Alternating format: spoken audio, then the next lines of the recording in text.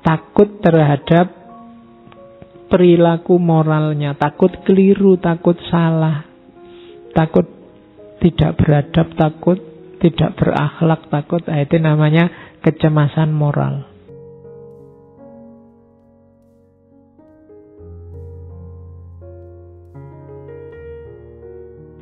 Sadari kamu itu takut apa. Coba kamu inventarisir yang kamu takuti apa. Ini kok pekerjaan tidak selesai-selesai. Aku ini takut apa sih? Takut capek? Takut kehabisan waktu? Takut apa? Banyak orang bilang sholat malam itu manfaatnya besar. Kok aku males sholat ya? Kok bangun rasanya kok ogah-ogahan? Kira-kira aku takut apa? Seandainya bangun jam 3 subuh misalnya, takut paginya ngantuk, takut kesehatan terganggu, takut. Coba dicek.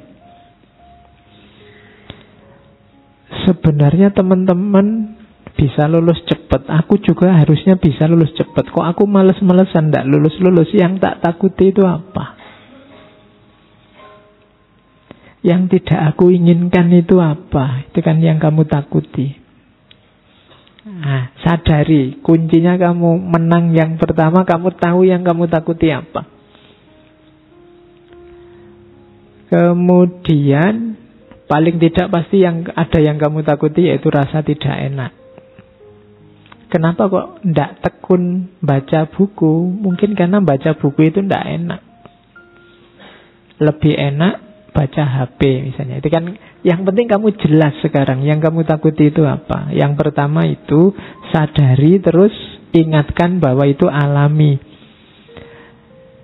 Sejak kemarin saya wanti-wanti, jangan suka marah-marah sama dirimu sendiri. Ingatkan bahwa oh ya, alami rasa takut ini, tapi ini tidak terlalu bagus kalau dibiarkan. Jadi tidak harus dirimu dimarahi. Terus persiapkan diri, pelajari rasa takutmu dan hadapi, fight tadi. Bertarunglah. Kalau memang tadi misalnya ya, kamu malas bangun malam karena takut paginya ngantuk, sekarang dihadapi, disiapkan, dipelajari. Oh, biar paginya tidak ngantuk tapi tetap bangun malam apa? Biar lulus cepat, suka baca buku tapi menikmati buku, tidak tersiksa karena buku apa? Itu namanya menyiapkan diri, melawan ketakutanmu tadi. Ya mungkin baca bukunya sambil disandingi kopi. Kalau masih kurang ya ditambah gorengan, masih kurang tambah Indomie, masih kurang lagi tambah apa. Itu tadi aneh. Bacanya enak karena sandingannya oke. Kok setiap kali baca ngantuk, Pak? Oh ya kalau gitu ya tidur dulu baru baca. Ya setiap baca ngantuk lagi, Pak, ya tidur terus. Lah ya gimana lagi, wong bisamu itu. Jadi hadapi.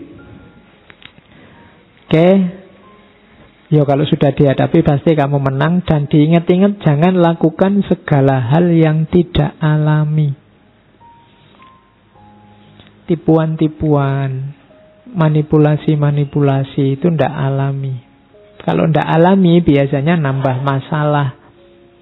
Misalnya tadi kamu tidak lulus-lulus, Pak, ujian, bolak-balik ikut ujian juga tidak lulus. Biar besok lulus aku tak nyontek, itu tidak alami, manipulasi. Bisa nambah masalah baru. Nembak kok ditolak, saya takut ditolak lagi, Pak. Enaknya ya, poneng dukun apa ya misalnya. Itu hati-hati, bisa nambah masalah lagi yang tidak seharusnya. Kok tidak dapat uang, Pak, enaknya gimana biar dapat uang? Ya lakukan secara alami saja. Segala yang tidak alami biasanya nambah masalah. Kan banyak itu kan yang tertipu, investasi sekian, nanti dalam waktu sekian kaya raya. Itu yang tidak alami-alami itu biasanya panennya masalah. Jangan lakukan yang tidak alami. Taklukkan ketakutanmu secara natural saja, dikalkulasi yang rasional.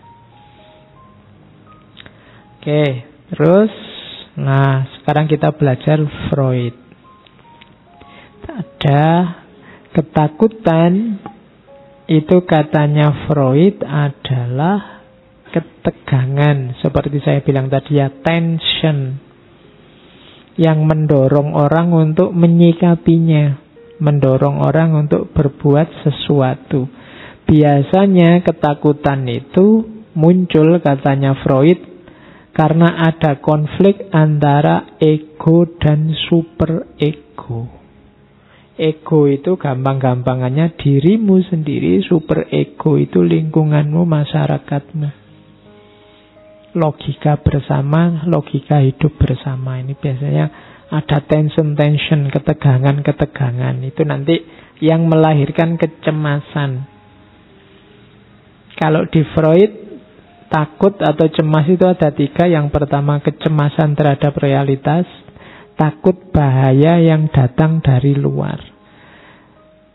Takut dimaki orang, takut disalah-salahkan orang, takut, nah itu disindir orang, takut dikafirkan orang. Nah, itu jenis ketakutan juga. Jadi sumbernya dari luar. Kalau ini normal, yang pertama. Yang kedua namanya neurotik. Kalau neurotik itu takut egonya keluar jalur, melenceng. Jadi takut sesat, takut gila, takut, nah itu namanya takut tentang dirimu yang kamu khawatirkan. Munculnya ketakutan itu karena mentalmu sendiri. Jadi takut id dan egonya keluar jalur. Bawah sadar nyetir dimensi sadar. Terus keluarnya jelek-jelek. Itu kalau orang disetir oleh bawah sadar, nah, nanti namanya neurotik. Neurosis. Kamu tidak sadar sebenarnya yang kamu lakukan itu melenceng. Orang yang takut, ini namanya kecemasan neurotik. Ada yang ketiga, kecemasan moral. Ini orang yang takut terhadap perilaku moralnya, takut keliru, takut salah, takut tidak beradab, takut tidak berakhlak, takut, itu namanya kecemasan moral. Jadi yang pertama dari luar diri, yang kedua dan ketiga dari dalam diri kita sendiri, tentang hidup kita sendiri. Itulah sumbernya ketakutan. Takut salah, takut keliru, takut sesat. Kalau yang paling atas itu takut realitas dari luar. Baik itu yang mengancam fisikmu maupun yang mengancam batinmu. Ya, yang mengancam fisik itu takut binatang buas, takut ular, takut macan, kan biasa. Atau takut-takut disalahkan orang, takut dikucilkan oleh masyarakat, takut yang sejenis itu, takut pada yang dari luar diri. Jadi itu sumbernya rasa takut. Kalau ini berlebihan, nanti takut itu melahirkan namanya defense mechanism. Mekanisme pertahanan diri. Kalau ada orang melakukan ini, itu sebenarnya dia sedang takut. Tapi melakukan sesuatu untuk mengatasi rasa sakit dari takut itu. Yang pertama, defense mekanisme itu represi. Jadi represi itu menyingkirkan ketakutan itu dari kesadaran, dari perasaan, dari pikiran. Jadi kalau ada orang begini, sudahlah lupakan saja, sudahlah nggak usah diingat lagi, sudahlah, itu namanya represi. Ketakutan itu disingkir-singkirkan. Kalau di Freud, jangan salah, ini tidak hilang loh, tapi masuk ke bawah sadarmu. Lupakanlah, cari saja yang lain. Nah, jangan dikira yang kamu lupakan itu hilang. Dia ada di bawah sadar. Kadang-kadang munculnya di mimpi, kadang-kadang kalau ada momen apa kamu teringat dia lagi. Kenapa dia tidak hilang? Tidak mungkin bisa hilang. Hanya kamu represi saja. Kamu singkirkan, kamu tekan dia sehingga masuk ke bawah sadar. Oke, masih ingat ini? dia sudah kulupakan. Loh, dia masih bisa ngomong sudah kulupakan, berarti masih ingat. Ya. Jadi cuma direpresi. Nggak mau lagi aku ngomong tentang dia, nggak mau lagi, itu direpresi namanya. Oke, itu defense mechanism yang pertama. Gaya kedua namanya reaction formation. Ini memunculkan perilaku yang berlawanan. Jadi defense mechanism, karena takut dia, misalnya kayak tadi loh, takut ketahuan kalau jatuh cinta, terus gayanya kayak nggak suka, gayanya kayak cuek. Kalau ketemu kayak gini, gayanya nggak peduli, tapi nanti diam-diam buka stalking Facebooknya, stalking itunya. Nah, itu reaction formation, menampilkan yang berbeda. Suka enggak? Ngapain suka yang kayak gitu? Nah, itu sebenarnya defense mechanism. Dianya takut terluka, makanya menampilkan hal yang berbeda. Enak enggak makanan di situ? Enggak, biasa saja. Itu kan biasanya ada yang kamu takuti. Mau ngomong enak nanti dibilang geragas atau dibilang apa. Itu defense mechanism juga.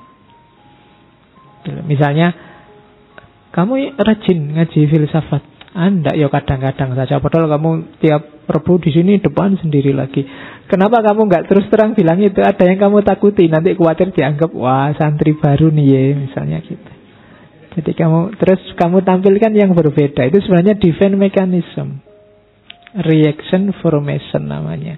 Jadi orang untuk mengatasi rasa takutnya ditampilkan yang berbeda.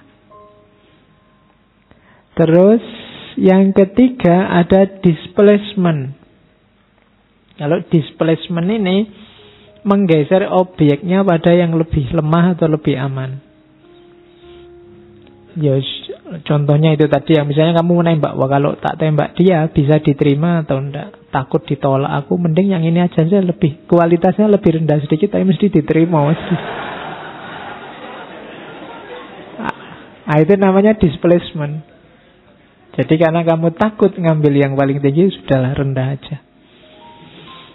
Gitu. Ya, misalnya kamu cita-cita jadi dosen ya, wah enggak jadi guru aja, kenapa takut? Kamu merasa enggak nyampe Pak saya kalau jadi dosen, mungkin jadi guru bisa. Itu namanya displacement. Jadi dari target 100 kamu ngambil 50 aja lah. Karena kamu takut, kamu nyari amannya saja.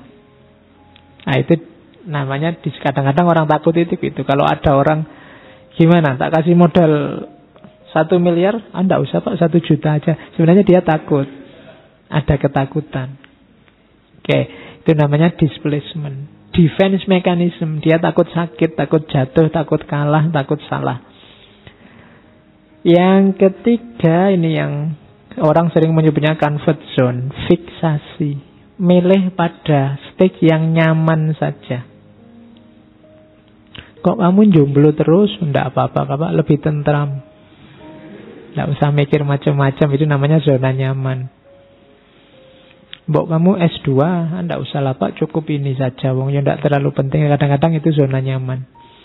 Mbok keluar negeri, kamu kan lumayan bisa Inggris dikit-dikit, enggak usah lah Pak, cukup di Indonesia saja. Itu orang milih zona nyaman, takut keluar dari sarangnya. Itu namanya fiksasi. Ini juga defense mechanism. Dia enggak mau jatuh, enggak mau sakit, enggak mau lelah, enggak mau capek. Namanya fiksasi. Ada yang malah tidak fiksasi tapi ke belakang, namanya regresi. Regresi itu malah mundur. Saya kayak kemarin-kemarin aja lah, jangan yang sekarang terlalu berat. Nah, itu namanya regresi, pingin mundur. Seperti kemarin saja lah Pak, seperti biasanya yang dulu saja lah Pak. Itu padahal sekarang harusnya sudah lebih dari itu, tapi kamu malah ingin mundur. Itu namanya defense mechanism juga. Kamu takut menerima tantangan. Terus masih ada lagi namanya proyeksi. Proyeksi itu mengatributkan apa yang dirasakan pada orang lain. Di situ tak kasih contoh, misalnya tertarik pada perempuan, janjane dia yang ngebet, tapi terus biar dia takut dianggap terlalu genit, malah dibalik, perempuannya yang dianggap genit. Oh, dasar perempuan penggoda. Padahal dianya sendiri yang tergoda. Biar tidak kelihatan dia yang tergoda, terus dia ngomongnya dasar perempuan penggoda. Itu namanya proyeksi. Gitu loh. Sebenarnya dia takut dianggap anak soleh, anak alim, ikut ngaji di masjid. Sebelum digituin, dia ngomentari temennya dulu. Wah, sekarang kamu anak soleh nih. Karena dia takut dia kena duluan. Itu namanya proyeksi. Jadi orang lain yang kamu dulukan. Itu juga defense mechanism. Cara orang untuk tidak tersakiti. Dia takut dianggap yang dia tidak sukai, maka dia proyeksikan ke temennya, ke orang lain. Gitu loh. Sebelum orang nuduh aku penyebar hoax, tak tuduh dulu yang sana. Oh, kamu penyebar hoax. Nah, ini defense mechanism. Sebelum dimaki-maki orang, dimaki-maki duluan orang lain. Itu memproyeksikan orang lain di posisinya dirinya. Itu namanya proyeksi. Terus introjeksi. Kalau ini kebalikannya. Introjeksi itu memproyeksikan apa yang ada pada orang lain pada dirinya. Kalau tadi kan dirinya ditempelkan keluar. Kalau ini kebalikannya, orang luar ditempelkan dirinya. Misalnya kamu curang, terus kamu bilang, orang lain kan juga melakukan itu. Sama saja lah Pak. Itu namanya introjection. Ini juga defense mechanism. Sebenarnya kamu ketakutan. Sekarang kalau tidak bohong ya tidak laku Pak. Nah itu introjection. Orang lain juga melakukan itu semua. Itu namanya introjection. Ini menunjukkan ketakutan. Sadari ketakutanmu, taklukkan. Kalau tidak begitu, kamu nanti hidup dalam kebohongan terus. Dengan alasan orang lain juga begitu. Kok saya sendiri sih yang dikejar-kejar? Yang lain kan juga melakukan salah yang sama, bahkan lebih besar. Itu introjection. Jadi memasukkan yang lain dalam kasusmu. Terus yang ketiga, sublimation. Sublimasi itu mengalihkan dorongan, mengalihkan hasrat. Karena kamu takut hasratmu ini ditolak oleh masyarakat, terus kamu alihkan ke hasrat yang bisa diterima oleh masyarakat. Misalnya sebenarnya hobimu musik rock, cuma kalau kamu dengerin musik rock terus, tetangga kamarmu sumpek. Akhirnya ganti sekarang tak sublimasi. Sama-sama musik tapi sekarang ganti qasidah misalnya. Nah, biar tentram, biar setannya keluar. Nah, ini namanya sublimasi, digeser. Hasrat, dorongan, misalnya kamu sangat ingin kuliah, cuma tidak punya uang. Akhirnya digeser ini, tidak jadi kuliah, tapi yang penting mendengarkan aja pengajian, kuliah subuh kan sama saja misalnya. Itu sublimasi. Keinginanmu apa, digeser jadi apa. Itu juga menunjukkan sebenarnya kamu takut. Tidak berani tanding di keinginanmu yang sebenarnya, di hasratmu yang sebenarnya. Dan yang terakhir, defense mechanism itu rasionalisasi. Rasionalisasi itu nyari alasan pembenar. Jadi rasionalisasi itu berarti sebenarnya itu tidak rasional, tapi dibikin rasional. Kok kamu nyontek? Loh, saya nyontek ini Pak, demi birrul walidain Pak, untuk berbuat,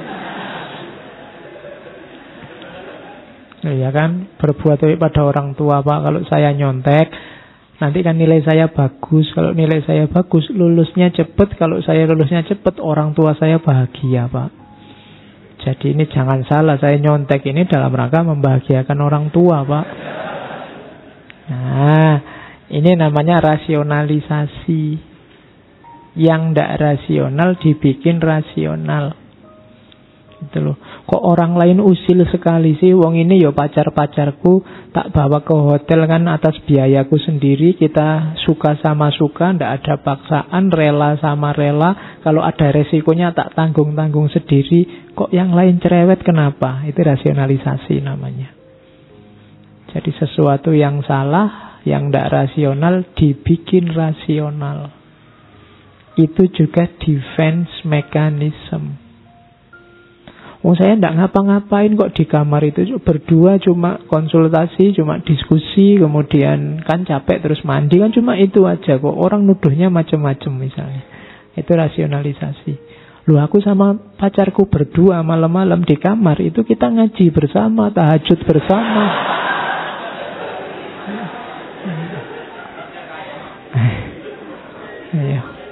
Orang aja pikirannya aneh-aneh, itu rasionalisasi. Suudzon aja orang-orang itu. Saya itu ya tahajud kok, ya anu segala kan misalnya. Ya tahajudnya sujud terus. Oke. Itu namanya defense mechanism. Jadi cara orang untuk mempertahankan dirinya dari bahaya-bahaya apa yang dia takuti. Nanti kalian perhatikan ya, di sekelilingmu nanti ada banyak sekali gaya-gaya ini. Orang-orang itu sebenarnya dia sedang ketakutan.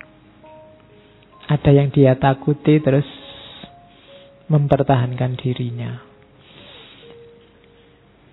Makanya katanya Freud, sebenarnya manusia itu takut kebebasan. Jadi kehidupan manusia itu dasarnya bebas, tapi manusia itu takut kebebasan. Berarti apa? Hidup manusia itu dasarnya ketakutan. Sebab kenapa kok orang itu takut bebas? Kebebasan itu mengandung efek tanggung jawab. Dan sebagian besar orang takut dengan tanggung jawab. Seneng-seneng ya, tapi tanggung jawab enggak. Bebas boleh, tapi kalau bebas plus tanggung jawab nanti dulu. Itu analisisnya Freud begitu. Jadi kalau bebas itu full, enggak ada tanggung jawabnya, semua orang mau. Yang bikin bebas itu enggak disukai orang, ditakuti orang, karena bebas itu mengandung tanggung jawab. Apa yang kamu lakukan, apa yang kamu katakan, apa yang bahkan kamu pikirkan, kamu angankan, kamu harus siap menanggung akibatnya. Kan itu tanggung jawab.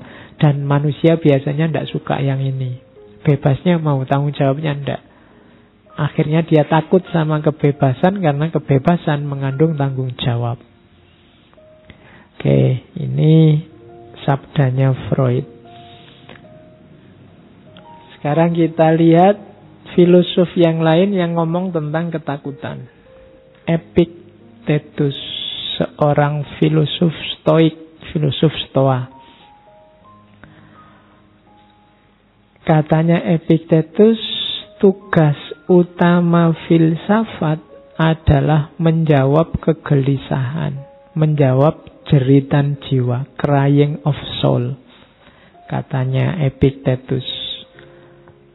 Memberikan pemahaman, yang kedua, dan yang ketiga, membebaskan dari apa? Sedih dan takut. Itu tugasnya filsafat. Jadi kalian belajar filsafat itu harusnya jiwamu tenang, akalmu tenang karena faham, hidupmu juga tenang karena bebas dari sedih dan takut. Harusnya begitu katanya Epik. Kenapa ilmumu tambah banyak sekarang? Karena ketakutan tadi kan kuncinya ada di pikiran, kemudian sumbernya ilmu yang setengah-setengah. Karena filsafat ini puncaknya ilmu, harusnya semakin orang tinggi ilmunya, filsafatnya, semakin dia bebas dari kesedihan dan ketakutan. Filsafat juga nanti di penjelasannya Epictetus bisa menunjukkan mana ketakutan-ketakutan yang alamiah dan mana yang ketakutan yang tidak alami. Oke. Rumusnya apa katanya Epictetus? Itu yang kalimat setelahnya bahasa Inggris itu, kapanpun aku melihat orang menderita karena ketakutan, karena nervous, aku berpikir kira-kira apa yang dia inginkan kok sampai dia menderita.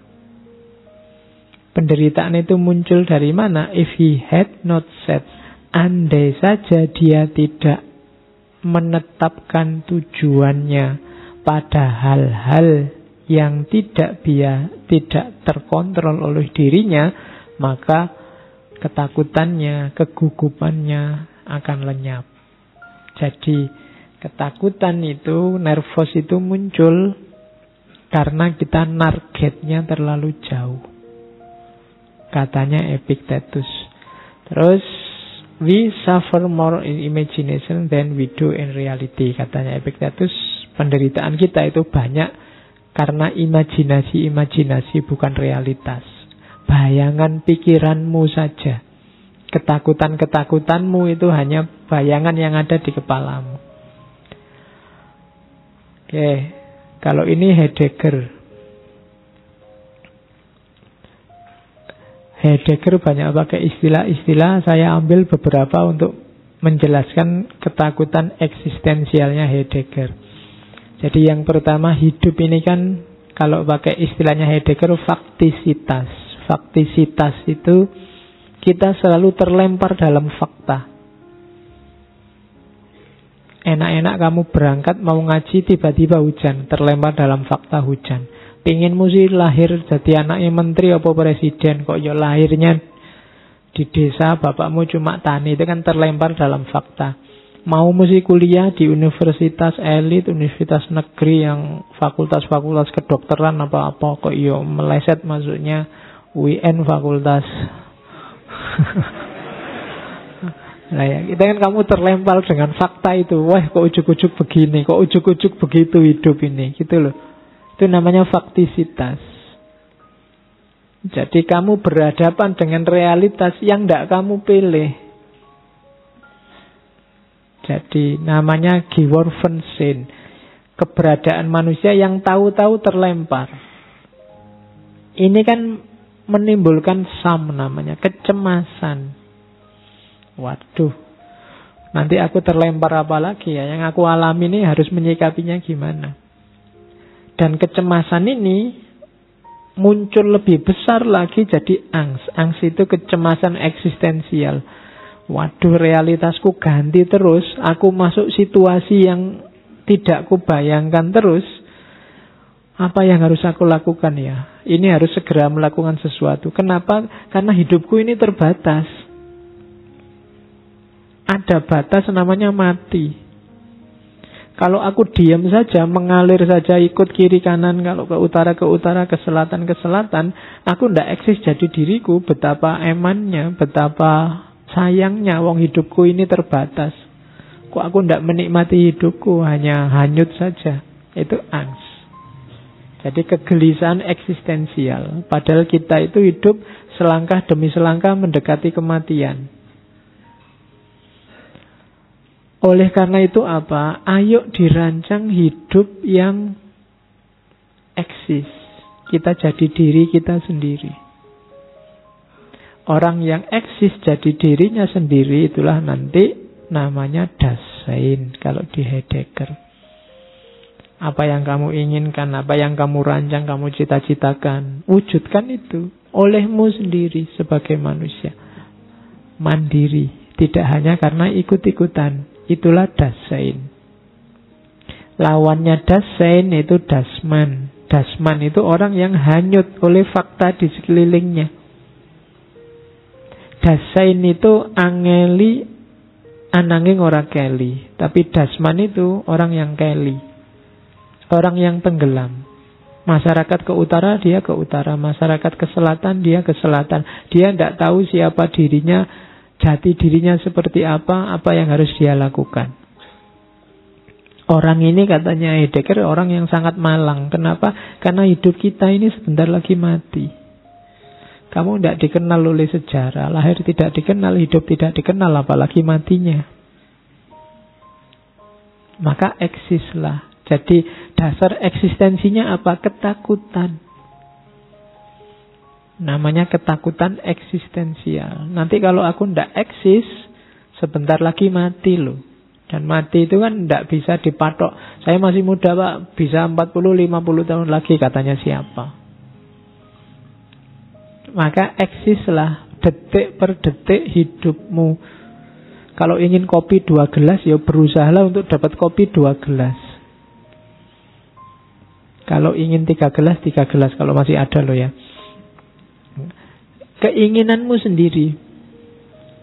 Tidak mentang-mentang semuanya 1 gelas, oh berarti saya juga harus ikut 1 gelas. Loh kalau kamu pinginnya 2 gelas dan memungkinkan 2 gelas, ambil 2 gelas. Yang lain memang kuatnya 1 gelas. Kalau kamu kan tidak. Kamu kan besar wadahnya misalnya. Nah, itu namanya eksis, jadi dirimu sendiri. Dasarnya apa? Ketakutan. Orang yang tidak takut ya tidak bisa. Maka tadi takut mati ada gunanya. Membuat kita eksis.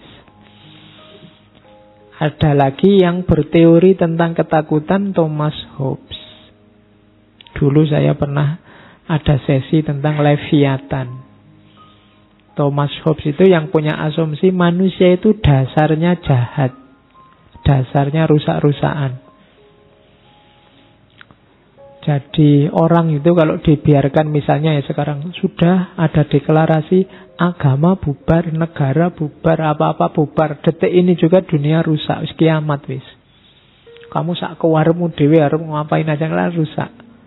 Jangankan gitu, ada chaos dikit aja kan, ada yang menjarah, ada yang ngambil miliknya orang, ada. Karena katanya Thomas Hobbes, dasarnya manusia itu jahat. Kalau tidak diatur, tidak ditata, isinya mesti sakarepe dhewe terus menang-menangan semua nyari enaknya sendiri, termasuk memangsa yang lain. Makanya ada istilah homo homini lupus. Manusia memangsa manusia yang lain. Kenapa? Dasarnya manusia itu jahat.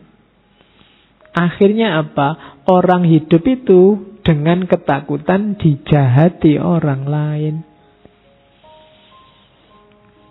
Jangan-jangan temanku ini mau nyinggung aku nih, mau ngerusak aku nih, mau ganggu aku nih, kan gitu. Mengganggu kenyamananku, keamananku, kan gitu. Nah, akhirnya apa? Orang bikin kontrak.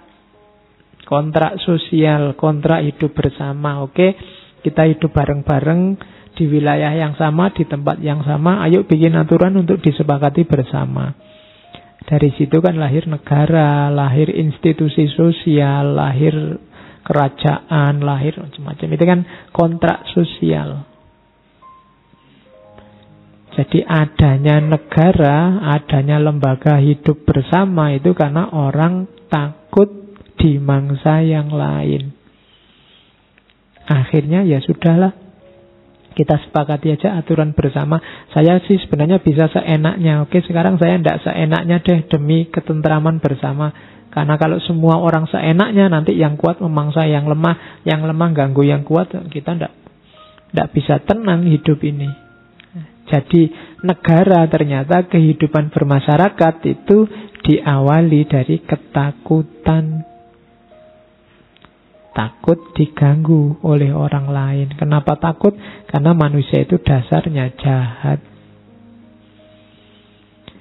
Kamu kan jahat dasarnya, katanya Thomas Hobbes. Kalau kamu dikasih kebebasan, kamu ngapain aja boleh. Kamu ya, detik ini juga ada firman dari Allah bahwa kamu bebas. Apa saja boleh kamu lakukan. Saya tidak yakin yang kamu lakukan yang baik-baik. Oh bebas toh Pak. Wah kalau gitu saya ngaji aja Pak. Tidak mungkin. Saya tahajud tidak mungkin. Mesti kamu mesti sing mbok pilih sing elek-elek. Oleh karena itu butuh aturan, butuh kontrak bersama. Nah, saya bawa quotes-nya Roosevelt itu. The only thing you have to most fear is the fear itself. Ini Presiden Amerika ke-32. Satu-satunya presiden yang dipilih 4 kali dalam sejarah. Satu-satunya yang harus kamu takuti, yang harus paling kamu takuti adalah ketakutan itu sendiri. Nah, jadi tidak ada orang yang tidak takut apa-apa. Ya. Terus kalau ini Nelson Mandela, I learned that courage was not the absence of fear, but the triumph over it. Sejauh yang kupelajari, keberanian itu bukan orang yang tidak punya rasa takut, tapi orang yang bisa menaklukkan rasa takut. Pemberani bukan orang yang tidak merasa takut, tapi dia yang bisa menaklukkan ketakutan itu. Itu Nelson Mandela. Kalau ini ada quotes bagus tentang ketakutan itu apa sih? Ketakutan itu sebenarnya objeknya bukan ketakutan itu sendiri, tapi ada yang lain. Engkau tidak takut kegelapan, tapi sebenarnya yang kamu takuti adalah apa yang ada di balik kegelapan itu. Engkau tidak takut ketinggian, tapi sebenarnya engkau takut jatuh. Engkau tidak takut pada orang-orang masyarakat, tapi sebenarnya engkau takut ditolak oleh masyarakat. Sebenarnya engkau tidak takut mencintai, hanya saja engkau takut tidak dicintai balik. Ya. Sebenarnya engkau tidak takut untuk melepaskan, hanya saja engkau takut kehilangan. Sebenarnya engkau tidak takut untuk mencoba lagi, hanya saja engkau takut untuk sakit karena alasan yang sama. Itu nanti kamu pikir sendiri di kamarmu ya. Materinya masih banyak. The fear we don't face become our limit. Ketakutan yang tidak kita hadapi akan jadi batas hidup kita. Kenapa? Disitulah rem. Semakin kita tidak takut, langkah kita semakin jauh, semakin luas, semakin panjang. Tapi batasnya mana? Begitu kita takut, kita akan berhenti. Maka semakin kita tidak takut pada banyak hal, semakin luas spektrum hidup kita. Itu katanya Robin Sharma. Robin Sharma ini penulis dari Kanada. Oke, itu materi-materi. Sekarang kita masuk. Masih panjang. Ketakutan, satu-satunya ketakutan yang pasti terpuji kalau dalam agama adalah khauf. Takut kepada Allah. Jadi kalau ingin tauhidmu memuncak, atasi semua ketakutanmu pada apapun yang selain Allah, sisakan satu-satunya yang kamu takuti hanya Allah. Atasi itu maksudnya ya taklukkan. Jangan mau disetir oleh ketakutan-ketakutan yang bukan ketakutan karena Allah. Atau ketakutanmu pada yang bukan Allah, jangan sampai tunduk di bawah ketakutanmu pada Allah. Jangan sampai mengalahkan ketakutanmu pada Allah. Maksudnya itu. Kalau dalam Islam istilah khauf ini macam-macam. Di Al-Quran juga banyak sebenarnya. Ada khauf. Khauf itu takut di hadapan sesuatu yang lebih superior. Itu namanya khauf. Ada istilah wajal. Wajal ini gejalanya. Kamu gemeteran, kamu gentar di hadapan sesuatu yang lebih superior. Itu wajal. Makanya ada ayat yang idza dzukirat, ketika disebut nama Allah, wajilat qulubuhum, hatinya gentar. Begitu dengar kata Allah, hatinya gentar. Nah, ini ada rumusnya sebenarnya, kapan-kapan kita bahas itu ya. Tapi saya tidak yakin hatimu kaget dan gentar begitu ada orang menyebut nama Allah. Ya, kalau ada orang teriak takbir Allahu Akbar, kamu lari. Bukan gentar sama Allahnya, tapi gentar sama yang teriak. Jadi Cirinya orang mukmin yang sejati itu kalau mendengar nama Allah, hatinya tergetar gentar. Merasa diri kecil, merasa diri tidak berdaya, lemah. Makanya wajilat qulubuhum. Orang di hadapan yang superior, di hadapan Allah khauf, manifestasinya wajal, bentuknya nanti khosyah. Khosyah itu takut yang sangat besar. Jadi saking takutnya kemudian kamu bergantung pada yang kamu takuti. Makanya kalau ada sesuatu yang selain Allah yang sangat kamu takuti, dia punya potensi untuk menandingi Allah. Taklukkan ketakutanmu itu. Jadi itu takut yang sangat dalam sampai membuatmu tergantung, itu namanya khosyah. Tidak boleh kamu tergantung pada apapun selain pada Allah. Ada lagi rohbah. Rohbah itu biasanya gandengannya rohbah. Satu pakai ghin, satu pakai hak. Kalau rohbah itu takut yang kamu ingin lari saja, menghindar dari yang ditakuti. Kalau rohbah itu lawannya takut yang menghindar, ingin selalu mendekat. Orang kalau roja itu biasanya gandengannya rohbah, ingin ketemu terus, ingin dekat terus. Tapi kalau rohbah ini ingin lari. Cuma maksudnya rohbah kalau dalam khauf pada Allah ini lari dari yang selain Allah menuju Allah saja, itu namanya rohbah. Nanti ada juga haibah. Haibah ini gentar. Jadi kamu merasa tidak ada artinya. Di hadapan Allah itu haibah. Betapa kecilnya aku itu, kamu haibah. Wah, aku tidak ada apa-apanya di hadapan orang itu. Orang itu pintar sekali, itu haibah. Gentar. Jadi kalau dalam agama ini, kalau dalam Islam, khauf itu dasarmu untuk mendekat ke Allah. Yang pertama itu saya ambil beberapa ayat. Ayat tentang khauf itu banyak. Kayak di surat Ar-Rahman itu ada, barang siapa yang takut pada Allah, waliman khaufa maqama rabbihi jannatan, dia akan dapat 2 surga. Jadi kalau kamu satu-satunya yang kamu takuti hanya Allah, besok kamu tidak cuma dapat 1 surga tapi 2 surga. Ya lumayan, kalau capek di surga yang satu, pindah ke surga yang satunya. Ya, memang tafsirannya begitu. Jadi ada 2 surga untukmu. Waliman khofa maqama rabbihi jannatan fabi ayyi alai rabbikuma tukadziban. Jadi takut itu syaratnya, konsekuensinya keimanan. Itu kan saya ambil dari Ali Imran itu kan. Jadi innama dzalikumus syaitanu yukhawwifu awliya'u fala takhafuhum wa khafuni.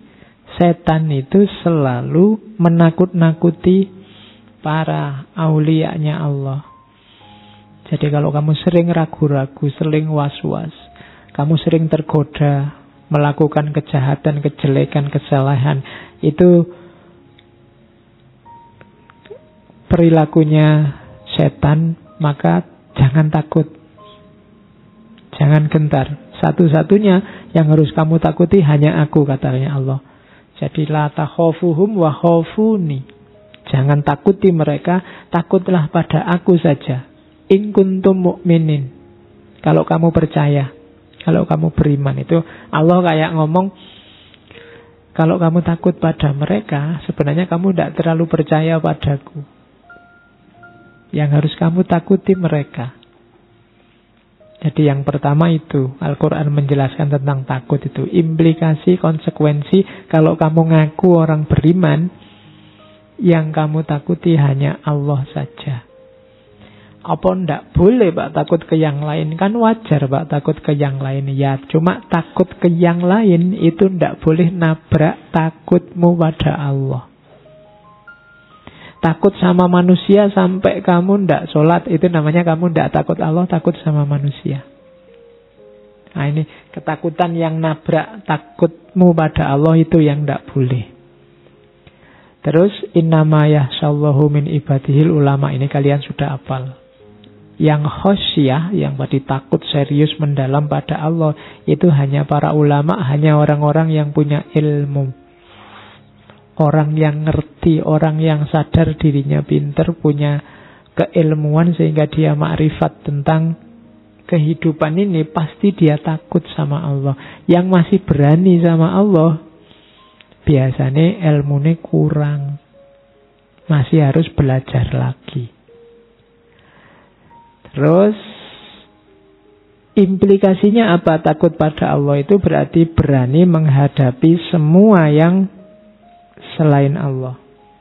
Fala tahsyawul ladzina fala tahsyawun nasa wahsyawuni. Jadi jangan kamu takuti manusia siapapun dia, takutlah hanya padaku saja, itu maunya Allah. Terus ketakutan itu bisa jadi kontrol dari perilaku jelek. Kalau ini dari kisahnya Qabil sama Habil itu kan, la in basatta ilayya yadaka litaktulani ma'ana bibasitiya dia ilaika. Itu kan waktu Qabil mau bunuh Habil, kalau engkau ulurkan tanganmu untuk membunuhku, aku tidak akan melakukan hal serupa. Aku tidak akan mengulurkan tanganku untuk membunuhmu. Kenapa tidak begitu? Inni akhafullaha rabbal alamin, karena aku takut pada Allah. Jadi kalau engkau mau menyakitiku, aku tidak akan menyakitimu, tidak akan balas menyakitimu. Kenapa? Aku takut pada Allah. Kalau engkau memakiku, aku tidak akan balas